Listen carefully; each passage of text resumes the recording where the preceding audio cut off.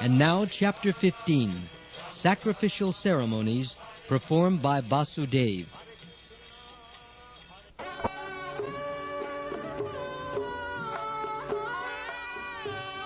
Among the women present at Kurukshetra during the solar eclipse were Kunti, Gandhari, Draupadi, Subhadra, and the queens of many other kings, as well as the gopis from Vrindavan. When the different queens of Lord Krishna were submitting their statements as to how they were married and accepted by Lord Krishna as his wives, all the female members of the Kuru dynasty were struck with wonder. They were filled with admiration at how all the queens of Krishna were attached to him with love and affection. When they heard about the queen's intensity of love and affection for Krishna, they could not check their eyes from filling with tears.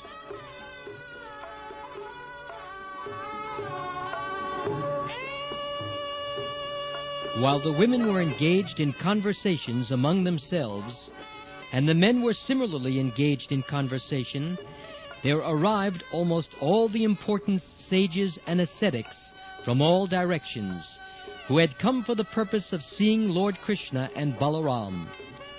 Chief among the sages were Krishna Dvaipayan Vyas, the great sage Narad, Shayavan, Deval, Asit, Vishvamitra, Shadananda, Bharadvaj, Gautam, Lord Parashuram, along with his disciples, Vasishta, Galav, Brigu, Pulastya, Kashyap, Atri, Markandeya, Brihaspati, Dvit, Trit, Ekat, the four Kumara sons of Brahma, Sanak, Sanandan, Sanatan, and Sanat Kumara, Angira, Agastya, Yajnavalkya, and Vamadev. As soon as the sages and ascetics arrived, all the kings, including Maharaj Yudhishthir and the Pandavas and Lord Krishna and Balaram, immediately got up from their seats and offered respects by bowing down to the universally respected sages. After this, the sages were properly welcomed by being offered seats and water for washing their feet. Palatable fruits, garlands of flowers, incense, and sandalwood pulp were presented, and all the kings, led by Krishna and Balaram, worshipped the sages according to the Vedic rules and regulations. When all the sages were comfortably seated, Lord Krishna, who descended for the protection of religion, began to address them on behalf of all the kings. When Krishna began to speak, all became silent, being eager to hear and understand his welcoming words to the sages.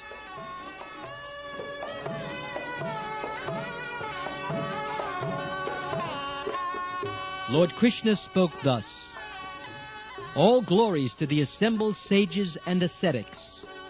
Today we all feel that our lives have become successful. Today we have achieved the desired goal of life, because we now see face to face all the exalted, liberated sages and ascetics whom even the great demigods in the heavens desire to see. Persons who are neophytes in devotional service and who simply offer their respectful obeisances to the deity in the temple, but cannot realize that the Lord is situated in everyone's heart, and those who simply worship different demigods for fulfillment of their own lusty desires, are unable to understand the importance of these sages. They cannot take advantage of receiving these sages by seeing them with their eyes, by touching their lotus feet, by inquiring about their welfare, or by diligently worshipping them. Neophyte devotees or religionists cannot understand the importance of great Mahatmas. They go to the temple as a matter of formality and pay their respectful obeisances unto the deity. But when one is promoted to the next platform of transcendental consciousness, one can understand the importance of Mahatmas and devotees, and in that stage the devotee tries to please them. Therefore, Lord Krishna said that the neophyte cannot understand the importance of great sages, devotees, or ascetics.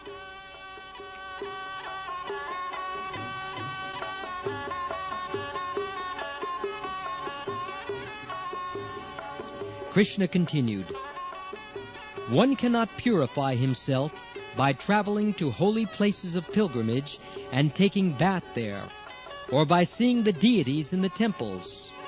But if one happens to meet a great devotee, a Mahatma, who is a representative of the personality of Godhead, one is immediately purified. To become purified, one is enjoined to worship the fire, the sun, the moon, the earth, the water, the air, the sky, and the mind.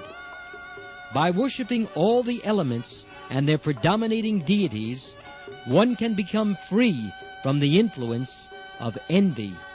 But all the sins of an envious person can be nullified immediately simply by serving a great soul.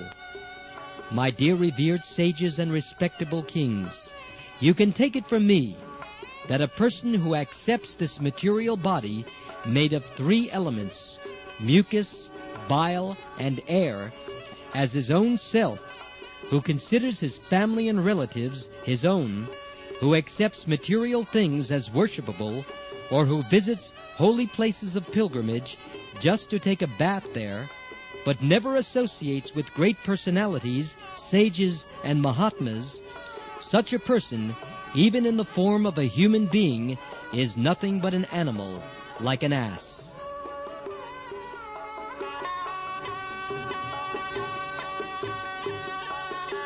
When the Supreme Authority, Lord Krishna, was thus speaking with great gravity, all the sages and ascetics remained in dead silence. They were amazed upon hearing him speak the absolute philosophy of life in such a concise way. Unless one is very much advanced in knowledge, one thinks his body to be his self, his family members to be his kith and kin, and the land of his birth to be worshipable. From this concept of life, the modern ideology of nationalism has sprung up. Lord Krishna condemned such ideas, and he also condemned persons who take the trouble to go to holy places of pilgrimage just to take a bath and come back without taking the opportunity to associate with the great devotees and Mahatmas living there. Such persons are compared to the most foolish animal, the ass. All those who heard considered the speech of Lord Krishna for some time, and they concluded that Lord Krishna was actually the Supreme Personality of Godhead, playing the role of an ordinary human being who is forced to take a certain type of body as a result of the reactions of his past deeds. He was assuming this pastime as an ordinary human simply to teach the people in general how they should live for perfection of the human mission.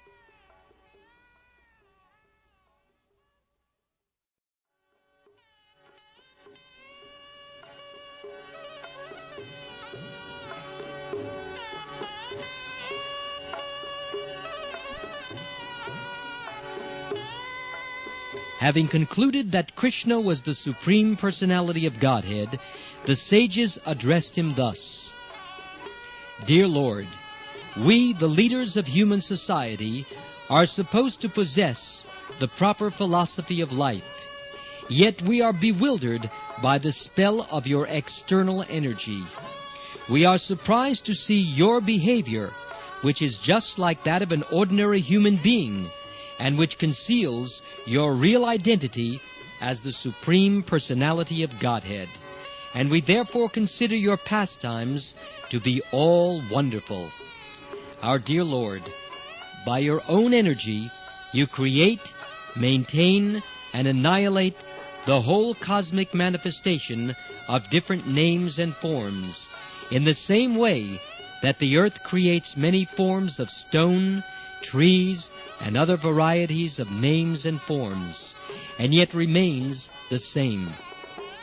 Although you create varieties of manifestations through your energy, you are unaffected by all those actions. Our dear Lord, we are simply stunned to see your wonderful acts. Although you are transcendental to this entire material creation, and are the Supreme Lord and the Supersoul of all living entities, you appear on this earth by your internal potency to protect your devotees and destroy the miscreants. By such an appearance, you re-establish the principles of eternal religion, which human society forgets by long association with the material energy. Our dear Lord, you are the creator of the social orders and spiritual statuses of human society, according to quality and work. And when these orders are misguided by unscrupulous persons, you appear and set them right.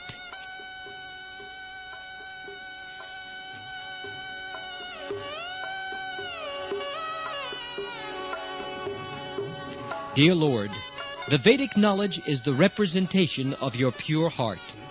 Austerities, study of the Vedas, and meditative trances lead to different realizations of yourself in your manifested and non-manifested aspects.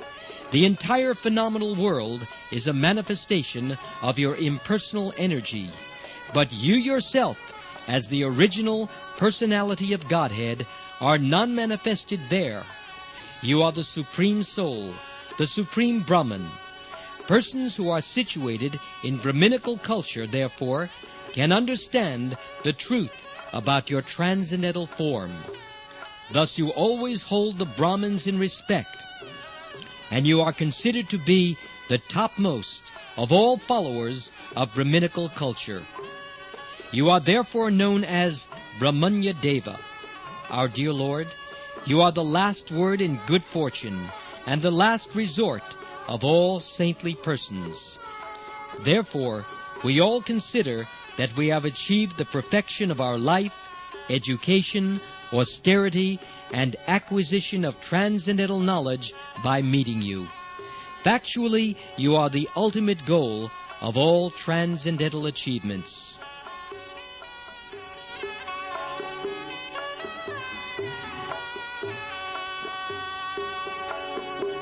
Our dear Lord, there is no end to your unlimited knowledge. Your form is transcendental, eternally existing in full bliss and knowledge. You are the Supreme Personality of Godhead, the Supreme Brahman, the Supreme Soul.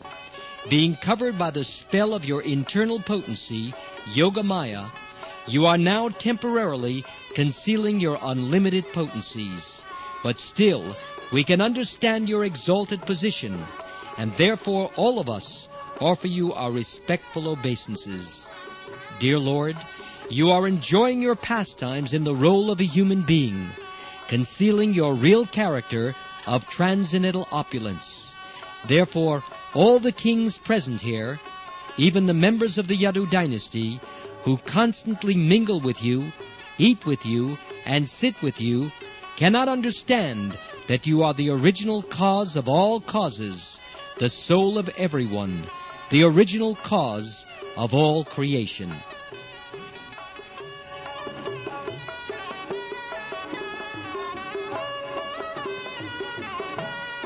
When a person dreams at night, hallucinatory figures created by the dream are accepted as real, and the imaginary dream body is accepted as one's real body.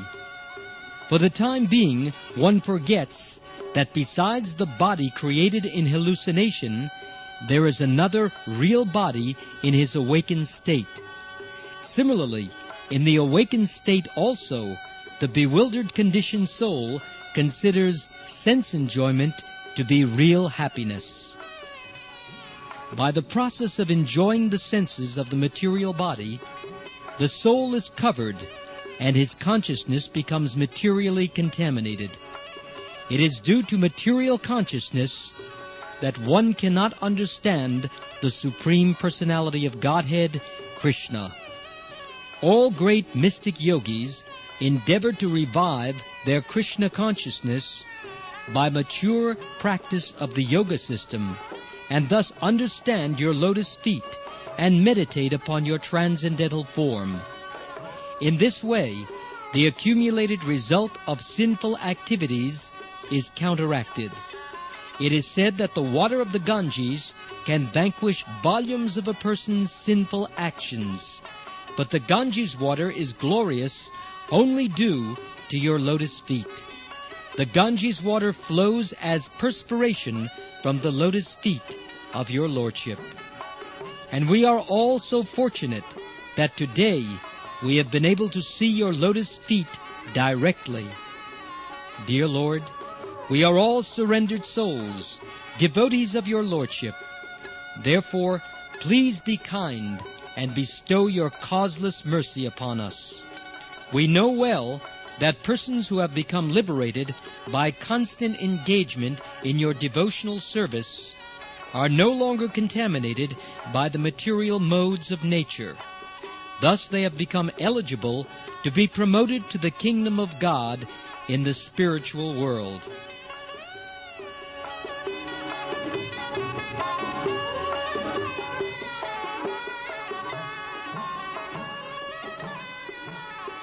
After first offering prayers to Lord Krishna, the assembled sages wanted to take permission from King Dhritarashtra and King Yudhishthir, and then depart for their respective ashrams. At that time, however, Vasudeva, the father of Lord Krishna and the most celebrated of all pious men, approached the sages, and with great humility offered his respects by falling down at their feet. Vasudeva said, "My dear great sages, you are more respected than the demigods. I therefore offer my respectful obeisances unto you. I wish for you to accept my one request, if you so desire. I shall consider it a great blessing if you kindly explain the supreme fruitive activity by which one can counteract the reactions of all other activities." The great sage Narad was the leader of all the sages present. Therefore he began to speak. "My dear sages," he said, "it is not very difficult to understand that because of his great goodness and simplicity, Vasudeva, who has become the father of the personality of Godhead by accepting Krishna as his son, is inclined to ask us about his welfare. It is said that familiarity breeds contempt. As such, Vasudeva, having Krishna as his son, does not regard Krishna with awe and veneration. Sometimes it is seen that persons living on the bank of the Ganges do not consider the Ganges very important, and they go far away to take their baths at a place of pilgrimage. Because Lord Krishna, whose knowledge is never second in any circumstance, is personally present, there is no need for Vasudeva to ask us for instruction."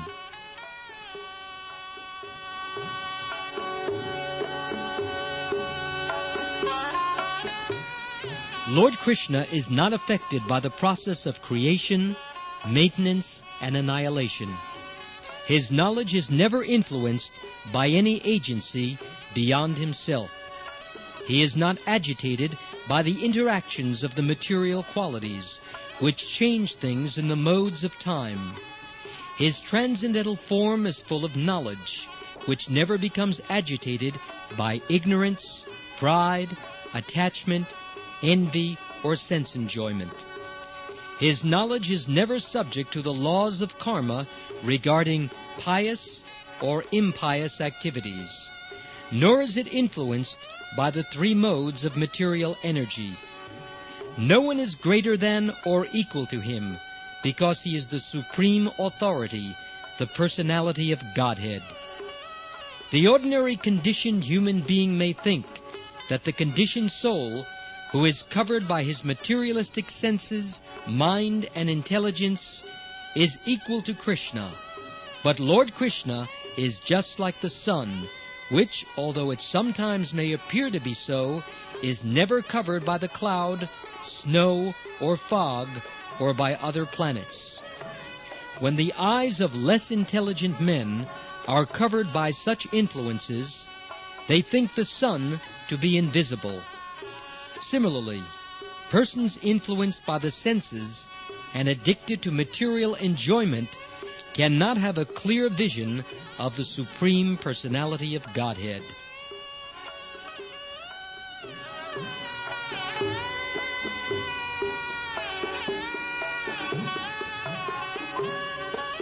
The sages present then began to address Vasudeva in the presence of Lord Krishna, Balaram, and many other kings, and, as requested by him, they gave their instructions.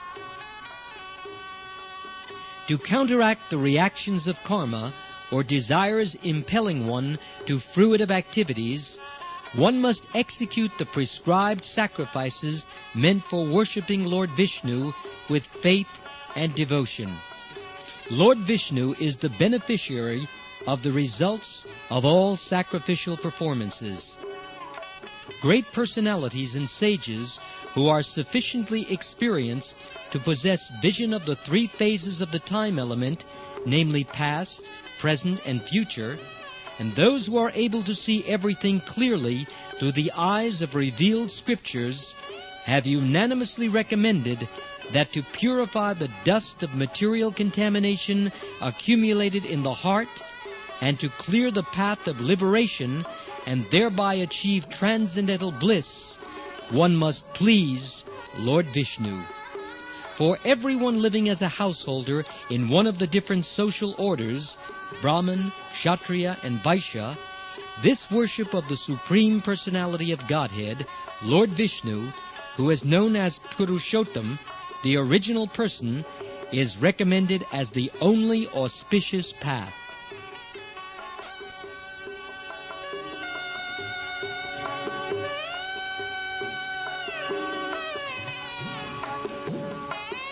All conditioned souls within this material world have deep-rooted desires to lord it over the resources of material nature. Everyone wants to accumulate riches. Everyone wants to enjoy life to the greatest extent. Everyone wants a wife, home, and children. And everyone wants to become happy in this world and be elevated to the heavenly planets in the next life. But these desires are the causes of one's material bondage. Therefore, to get liberation from this bondage, one has to sacrifice his honestly earned riches for the satisfaction of Lord Vishnu. The only process to counteract all sorts of material desire is to engage oneself in the devotional service of Lord Vishnu. In this way, a self-controlled person, even while remaining in householder life, should give up the three kinds of material desire, namely, desire for the acquisition of material opulences, for the enjoyment of wife and children, and for elevation to higher planets. Eventually, he may give up householder life and accept the renounced order, engaging himself completely in the devotional service of the Lord. Everyone, even if born in a higher status as a Brahmin, Kshatriya, or Vaishya, is certainly indebted to the demigods, to the sages, to the forefathers, and to other living entities. And in order to liquidate all these debts, one has to perform sacrifices, study the Vedic literature, and generate children in religious householder life. If somehow one accepts the renounced order of life without fulfilling this debt, he certainly falls down from his position. Today you have already liquidated your debts to your forefathers and the sages. Now, by performing sacrifices, you can free yourself from indebtedness to the demigods, and thus take complete shelter of the Supreme Personality of Godhead.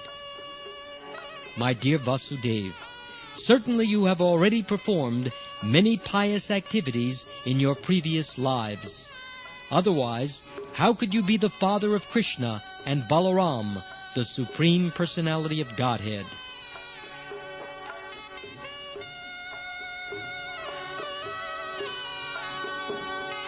Saintly Vasudeva, after hearing all the sages, offered his respectful obeisances unto their lotus feet. In this way, he pleased the sages, and then he elected for them to perform the yagyas.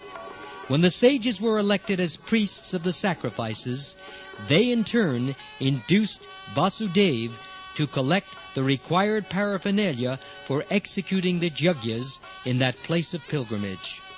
When Vasudeva was thus persuaded to start to perform the yagyas, all the members of the Yadu dynasty took their baths, dressed themselves very nicely, decorated themselves beautifully, and garlanded themselves with lotus flowers. Vasudeva's wives, dressed with nice garments and ornaments and golden necklaces, approached the arena of sacrifice, carrying in their hands the required articles to offer in the sacrifice.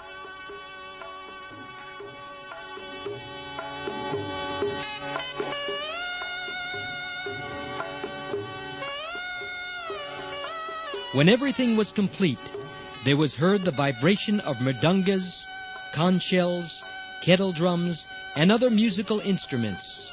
Professional dancers, both male and female, began to dance. The Suttas and Magadhas, who were professional singers, began to offer prayers by singing, and the Gandharvas and their wives, whose voices were very sweet, began to sing many auspicious songs. Vasudeva anointed his eyes with collyrium, smeared butter over his body, and then, along with his 18 wives, headed by Devaki, sat before the priests to be purified by the Abhishek ceremony. All such ceremonies were observed strictly according to the principles of scriptures, as formerly done for the moon with the stars. Because Vasudeva was being initiated for the sacrifice, he was dressed in deerskin, but all his wives were dressed with very nice saris, bangles, necklaces, ankle bells, earrings, and many other ornaments. Vasudeva looked very beautiful, surrounded by his wives, exactly like the King of Heaven when he performs such sacrifices.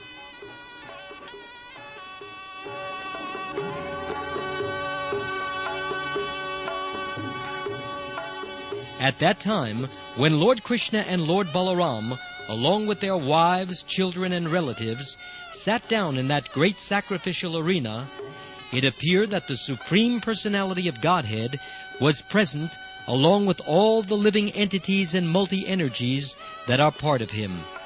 We have heard from the Shastras that Lord Krishna has multi-energies and parts and parcels. But now, in that sacrificial arena, all could actually experience how the Supreme Personality of Godhead eternally exists with his different energies. At that time, Lord Krishna appeared as Lord Narayan, and Lord Balaram appeared as Sankarshan, the reservoir of all living entities.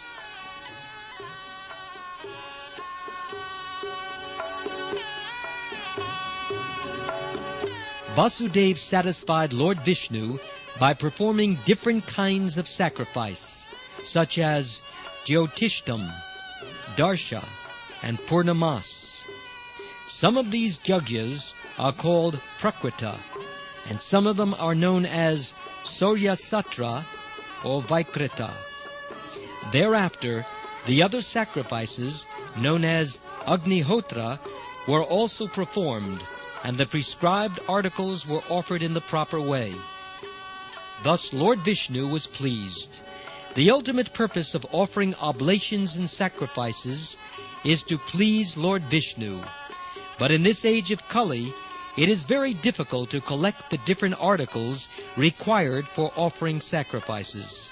People have neither the means to collect the required paraphernalia, nor the necessary knowledge or tendency to offer such sacrifices.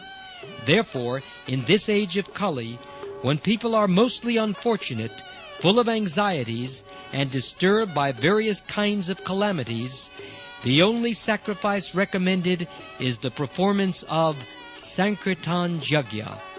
Worshipping Lord Chaitanya by this Sankirtan Yajna is the only recommended process in this age.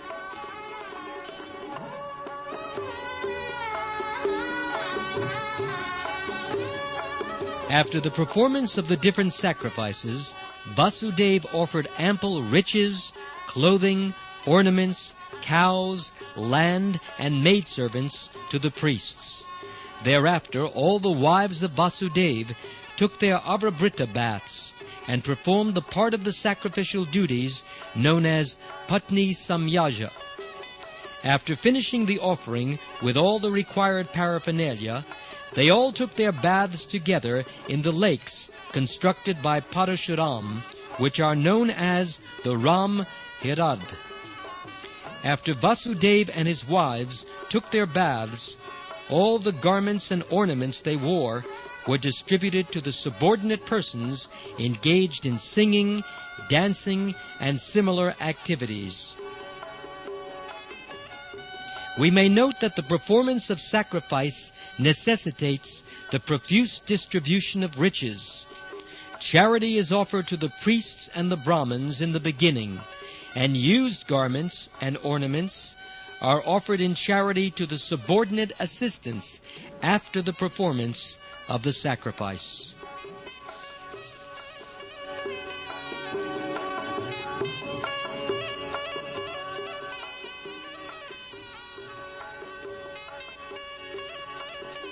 After offering the used articles to the singers and reciters, Vasudeva and his wives, dressed with new ornaments and dresses, fed everyone very sumptuously, beginning from the Brahmins down to the dogs.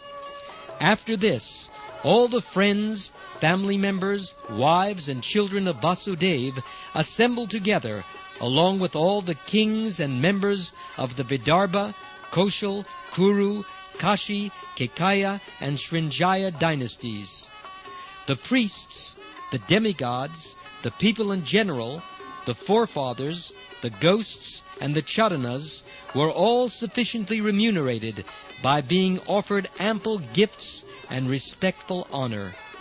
Then all the persons assembled there took permission from Lord Krishna, the husband of the goddess of fortune, and while glorifying the perfection of the sacrifice made by Vasudeva, they departed to their respective homes.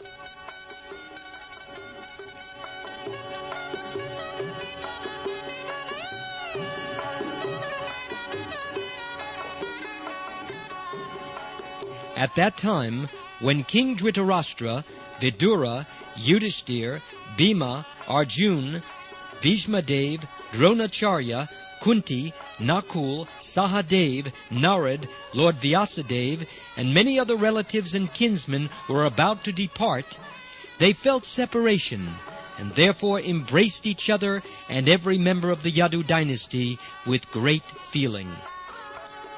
Many others who were assembled in that sacrificial arena also departed.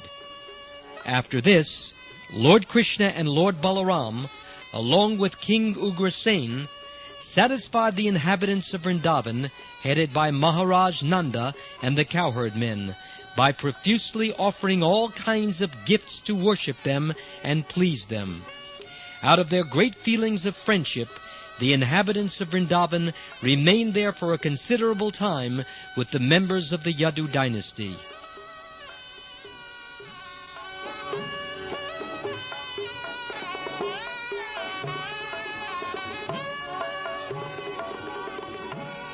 After performing this sacrifice, Vasudeva felt so satisfied that there was no limit to his happiness. All the members of his family were with him, and in their presence he caught hold of the hands of Nanda Maharaj and addressed him thus: "My dear brother, the Supreme Personality of Godhead has created a great tie of bondage known as the bondage of love and affection. I think that it is a very difficult job for even the great sages and saintly persons to cut such a tie of love. My dear brother, you have exhibited feelings of love for me that I was not able to return. I think, therefore, that I am ungrateful. You have behaved exactly as is characteristic of saintly persons. But I shall never be able to repay you. I have no means to repay you for your friendly dealings. Nevertheless, I am confident that our tie of love will never break. Our friendship must ever continue in spite of my inability to repay you. I hope you will excuse me for this inability."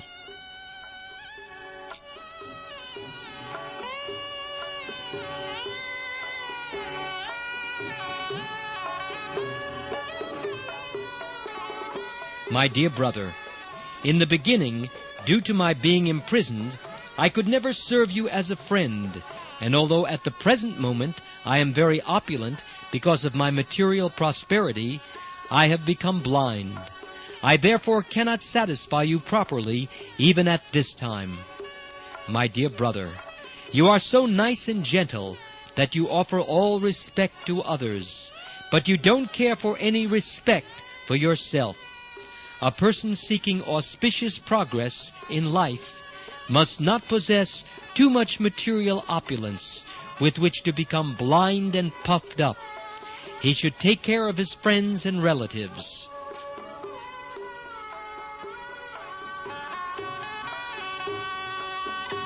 When Vasudeva was speaking to Nanda Maharaj in this way, he was influenced by a great feeling for the friendship of Nanda Maharaj and the beneficial activities executed by King Nanda on his behalf. As such, his eyes filled with tears, and he began to cry. Desiring to please his friend Vasudeva, and being affectionately bound with love for Lord Krishna and Balaram, Nanda Maharaj passed 3 months in their association. At the end of this time, all the members of the Yadu dynasty tried to please the inhabitants of Vrindavan to their heart's content. The members of the Yadu dynasty tried to satisfy Nanda Maharaj and his associates by offering them clothing, ornaments, and many other valuable articles, and they all became fully satisfied. Vasudeva, Ugrasen, Lord Krishna, Lord Balaram, Uddhava, and all other members of the Yadu dynasty presented their individual gifts to Nanda Maharaj and his associates.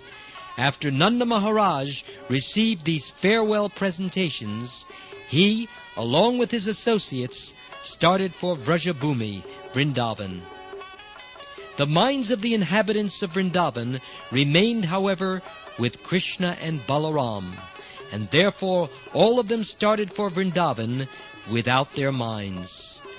When the members of the Vrishni family saw all their friends and visitors departing, they observed that the rainy season was approaching, and thus they decided to return to Dwarka.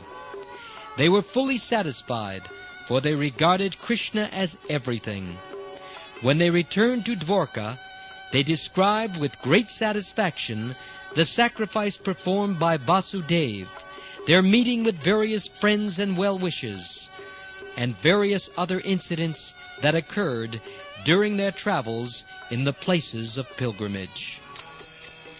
Thus ends the Bhaktivedanta purport of the 3rd volume, 15th chapter of Krishna, Sacrificial Ceremonies performed by Vasudeva.